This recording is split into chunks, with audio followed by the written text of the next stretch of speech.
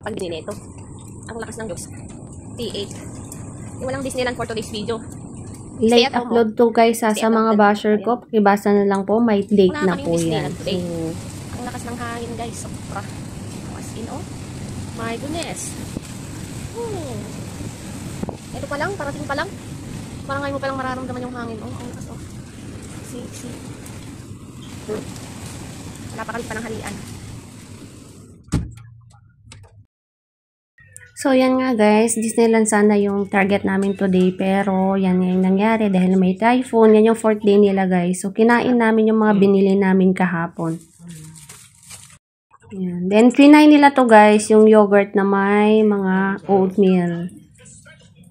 So, yan. Pinatry ko sa kanila. Yung mga biirang nakikita sa Pilipinas, pinatry ko. Okay. Hindi yogurt yan rin eh. Ay, yogurt to? Oo. Wait lang na. Tapos dried kwan yan oh. Oatmeal.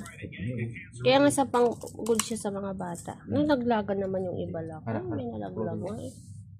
Since malakas ang hangin yan, may cup noodles din kami guys. Nag-cup noodles na lang din kami. Din inaantay lang namin tumila yung ulan.